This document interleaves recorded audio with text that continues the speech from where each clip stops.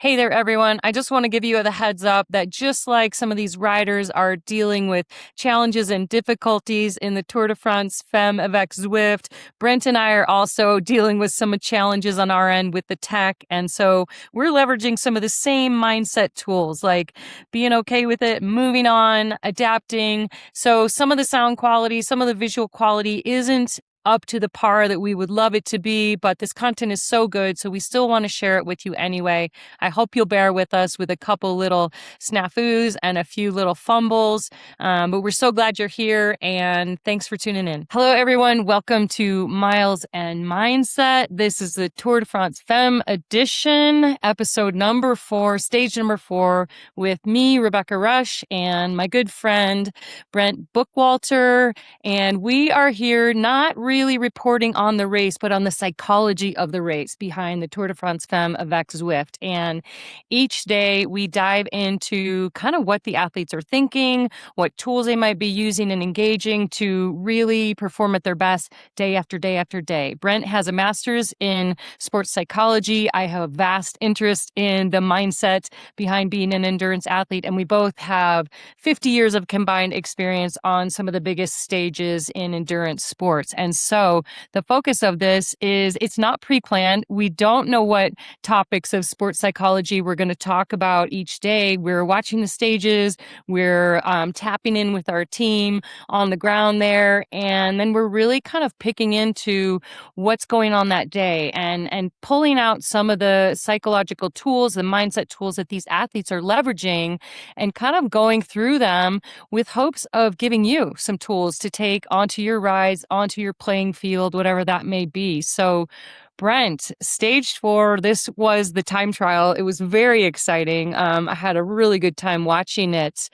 And we've decided today that we are going to really talk about process and structure. And so I've never really done a time trial. I mean, I have, I guess, but not on the road, not in this way. So this is such a unique stage. So can you give us, you chose this topic for today. So give us a little insider information on your Tour de France race days of how the time trial day goes and why process is so important for performance.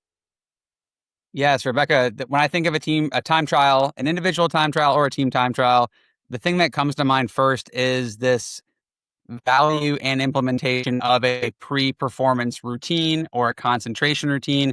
And this is an area of mental performance coaching, mental performance research, sports psychology research that has a lot of efficacy, a lot of investigation, a lot of study in the value of pre-performance routine. And it's really mind-boggling how disproportionate the routine portion of a TT day is to the actual racing, right? It's only a 20-kilometer-ish stage today, but the whole day from wake up, all the way till the riders get on the line in the afternoon is all about prepping the body, prepping the mind for the TT. And it's so important in a stage race because you're not just racing for today, like every day. You're also, what you do today is going to impact you tomorrow. So whether you're a rider in a time trial that is maybe taking it as a chance to recover a little bit, not ride full gas, but just kind of get through it with the time cut and use it as a pseudo rest day, whether that's your goal or you're one of these GC riders or specialists that's ripping it and trying to win, it's Yeah. really important that you're as efficient as possible, you're activated, you're primed, and yeah, you're get the most out of your effort, no matter your goal. And with a TT, we can control, essentially almost all of the prep for that big section of the day. And that's so much different in a road race where most of the stage or most of the day is largely out of our control. So it's a great time to revisit this topic of pre-race routine and the impact and importance of it. Well, and it's such a good point, too. You're alone on the course. You know the course. You studied the course. Your bike is super dialed. Your equipment's super dialed. And other than wind factors, which can be, which are a really big factor, but otherwise, it's very controlled setting. There's not going to be somebody cutting you off. There's not going to be maneuvering for position like there are in the other days. It really is, you against the clock going as fast as you can. And every second does count. I mean, I'm always blown away at the amount of time and expense and energy that these riders put into aerodynamics and their bike and their helmet and even what socks they wear and exactly how, Yes. earpieces taped on. Like, it's actually pretty crazy, the minutia that they're going It is. into. Like, it's so Yes. insane. Yes. It's nuts. Yes, it's an arms race out there, and all the stops are pulled out. But it's for good reason. You know, you look at the distance is relatively short, but the time gaps are actually, you know, quite large. The time gaps we see, you know, amongst some of the GC riders are equivalent to what you see on a mountain day. So, you know, essentially today was a 27.5 minute effort for the winner. 10th place is a minute back already. And that's a substantial time gap when you're talking about winning the Tour de France, the women's Tour de France, over 9 days. So, very impactful in the scheme of the race. And that's why, yeah, the bike companies, the teams, the riders, they throw so much into this and invest so heavily into it. Well, and I guess this is the one stage where, I mean, all stages in all racing, you're trying to control the controllables.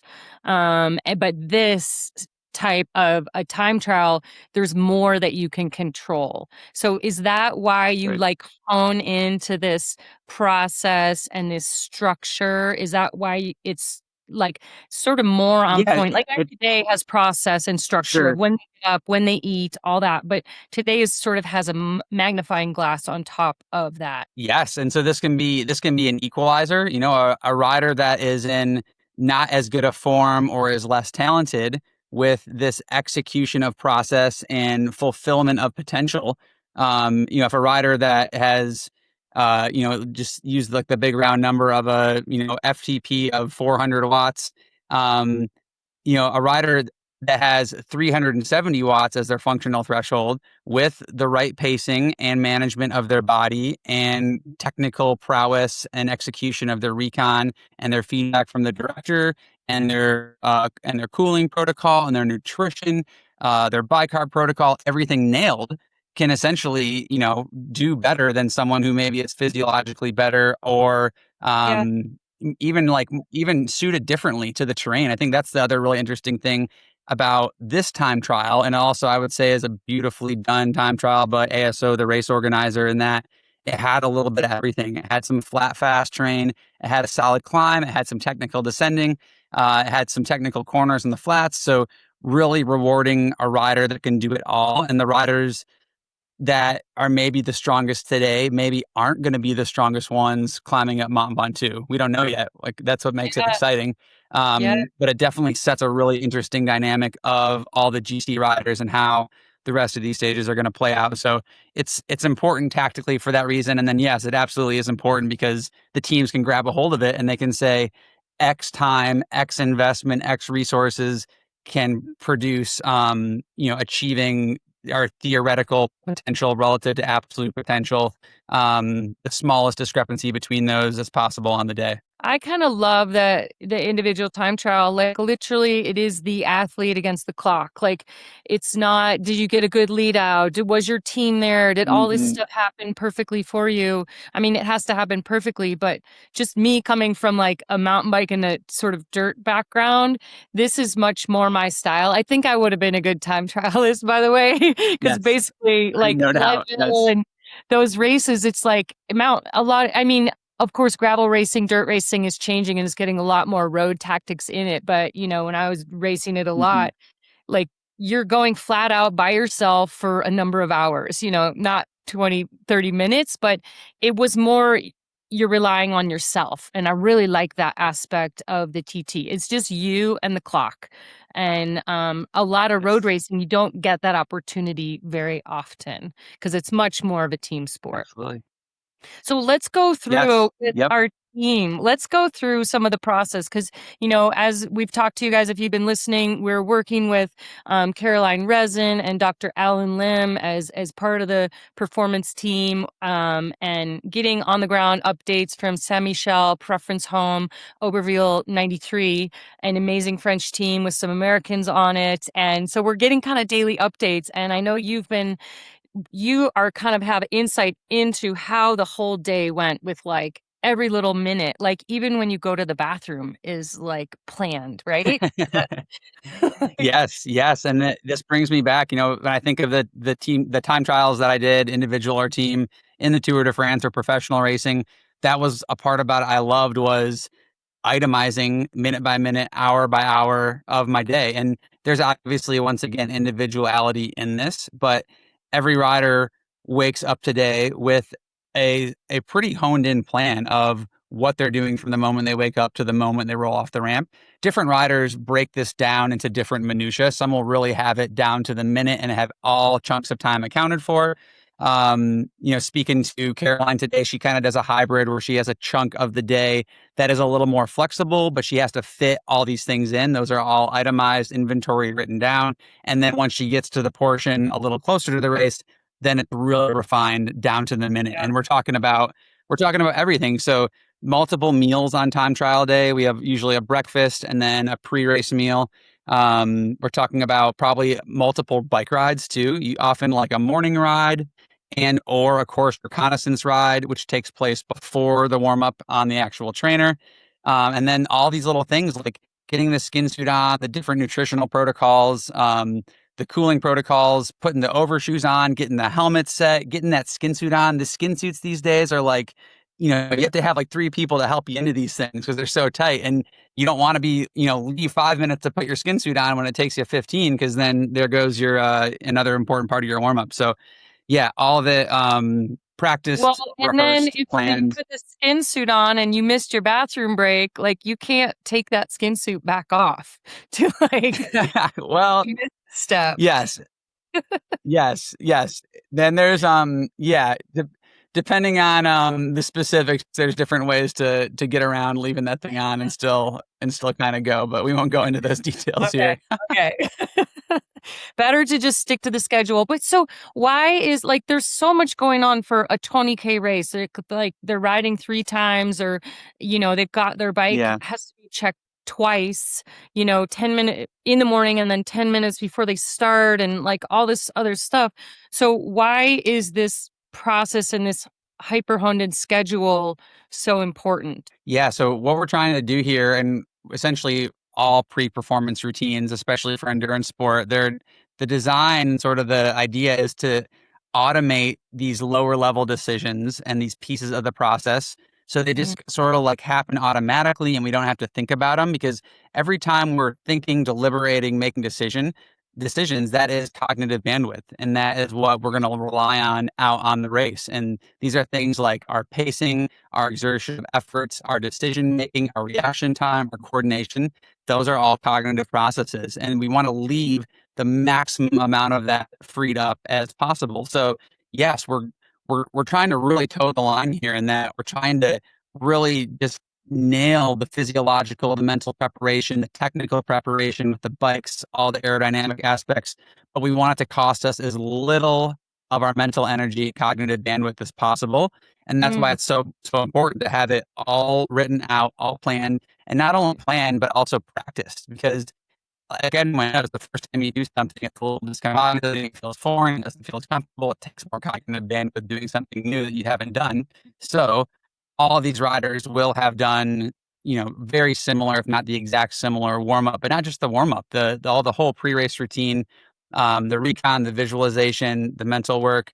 And there's an additional power of that too, which you call it behavioral anchoring. And that when you can anchor into that behavior and process that you've done before and is repeatable and predictable and proven, that familiarity also helps you click in and activate your ideal zone of optimal functioning, and hit that arousal level that's going to be, the right level at the right time for the task at hand. So you're trying to save cognitive load so that you're saving every ounce of energy you can to put into your time trial effort. So you don't want to have to waste one bit of energy throughout the whole day of preparation. And then the behavioral anchoring is interesting because we know that Allison Jackson talked about that, how in their Boulder training camp, the team training camp, they actually practiced, they went through this routine, they got to know each other as teammates, but they actually went through this routine so that it wasn't like the first time they're doing it at the Tour de France Femmes avec Zwift. Brilliant. Yes. And this is all of it, right? This is from wake up till the start goes. And this is, you can think you've practiced this routine and prepared for it. You can think maybe you've ran through your zones on the trainer like you would before the race, but you start adding all these different elements of the cooling, of the nutrition, of the bike checks, of the skin suits, of the shoe covers, of getting in and out of cars, and that can really take away and detract, fluster you, cause anxiety, and those are all going to take away from what you can deliver during the race. Yeah, I mean, this is at a hyper focused level, but for people listening to take this into your own, your own racing, your own training. I mean, this is very, very common is that you get your race gear ready the night before. You fill your water bottles. You got your bike ready. You've got your little bag ready for the morning that you've made your breakfast. Maybe you pre-made it. So anyone who's raced knows that one, that's kind of common and it's really helpful because in the morning of the event, you're not looking for your socks. You're not making sure your saddle is tight, your bike computer is on the bike, and then you're freaking out. You're going to be late to the race. And so it's that times 10 million at the Tour de France Femme. But we all kind of know that feeling of being panicked because you weren't prepared with you can't find even your hair tie or something simple. You can only find one glove and not the other. So this kind of prep, and it's something I always would do, is kind of hyper prep before an event because it calmed me down and I felt like I was doing something. But then I knew the morning of I could just like you said, relieve that cognitive load because I knew I'd done my pre-planning. One of the next levels I'd add to that for everyone at home who's maybe going to do the race this weekend, or whether it's running, riding, whatever it is, absolutely. The prep the night before, this routine, this process starts the day before often, but then challenge yourself on the day of, even though you are prepped, even though it is automated, still do some formal, deliberate writing down of where you're at through different points of this day and morning before your event. Because when you've done the prep, when you know things are ready, when you know where they're supposed to be, inevitably, like, we do get off schedule, right? Like the backup pickup takes like 10 minutes too long, or you bump into your friend, or the porta potty line is too long. And all this checking watch and like math and thinking about how far it is back to the car, that all takes away. So one of the things I love about this list, having like this note card or warm up, like pre-morning, like cheat sheet, is when you have all these times sort of broken down of these, like, I got to be here by here and here by here and here by here. When you get off track, and since you prepared everything the night before, it's as simple as checking your watch. You go to the nearest time on your sheet and you're like, well, you know what? That part was a little messed up. I didn't hit that, but now I'm back on track and I'm getting into it here, and I'm right back to where I needed to be.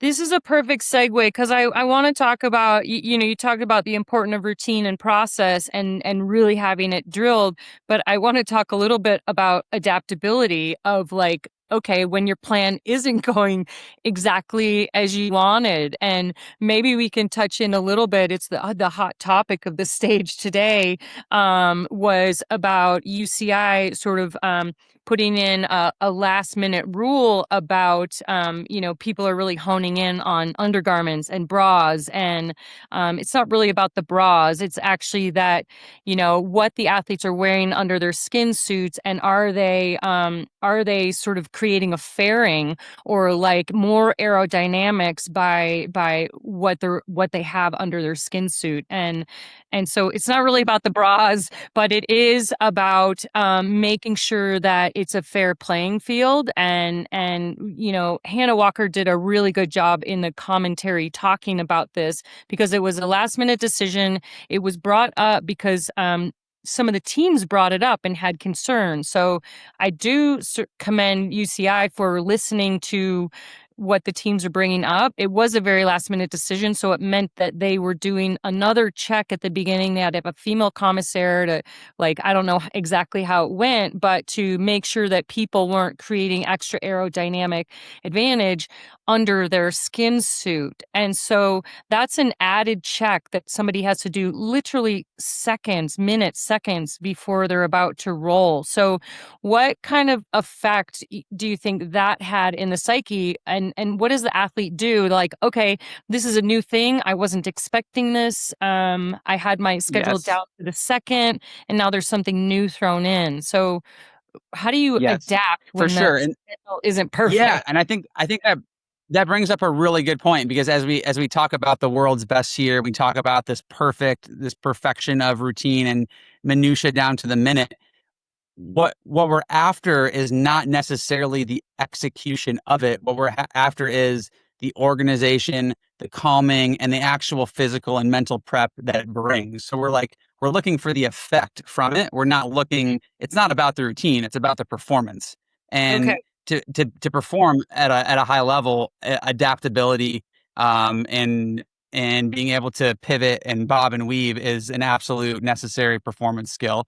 And that is contributed by a host of other mental skills, particularly mindfulness, being, like we said, to be able to be aware, accept, and then re-aim our attention where it matters and is most impactful most. But absolutely, when something like this gets thrown into the routine, whether it's an undergarment check or whether your bike gets held in the bike check stand a little longer, or you get held up on your ride to the start, hopefully there's enough buffer in your routine and process to allow a little bit of flex and room here. But again, this is in the moment when this happens, you go right back to this routine of like, okay, well, where was I supposed to be 5 minutes before I start? What was I doing then? Did I have my bike in the start house? Was I going through the visualization of the first three corners? Was I taking my gel 5 minutes before? Whatever it was, as soon as that disruption to schedule stops or is completed, you go right back to where you were and get back on track and give yourself the best chance you can. Because again, it's not about executing the routine. It's about the effect that this routine and process is going to have on the performance. So that, I think it is really important to bring that up, that it's not the race in itself, Yeah. to go through It's this. it's a good point of not getting honed in on the perfection of the routine. You have the routine to Yes. reduce cognitive load, but, if something shifts, it's not like, "Oh, I failed my routine, therefore I'm gonna fail my time trial," therefore, like, not letting it spiral out of control, Yes. and that's kinda your Yes. point, accepting, you know, reframing, and then getting right back as soon as you can, getting right back Yes. onto the routine.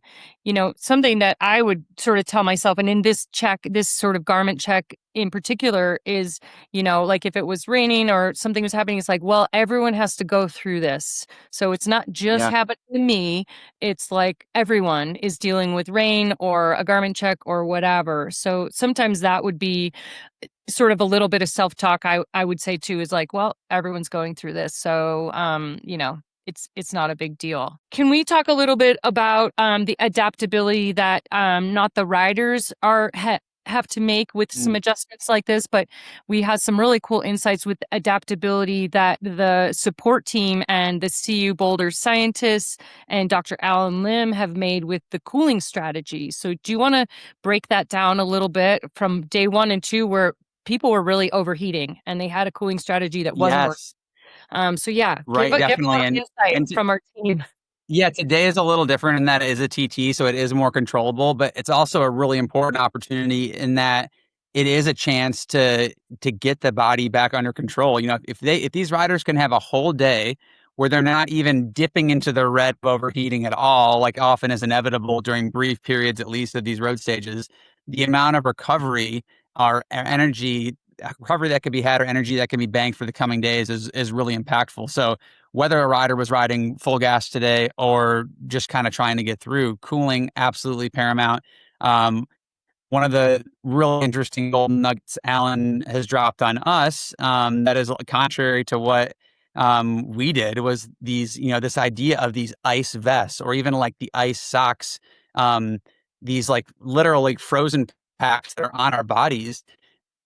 At a certain point, they help cool, but then what actually starts to happen is a vasoconstriction actually takes place beneath the skin and pulls blood away from the skin. You want blood on the skin to actually cool. And when the blood gets pulled away from the skin, then the muscle actually starts acting as an insulator and Mm, prevents heat from going away. mm, So they had a pretty comprehensive system of cold towels and switching cold ice towels out over and over and over, because they're not so cold where you're going to get all that vasoconstriction. You get a lot of cooling through evaporation as well. And if you have the support staff that can change these things out and keep them cold over and over and over, uh, arguably, what an awesome example of like something that isn't the most high tech, but has like good scientific efficacy and impact in terms of simple cold towels.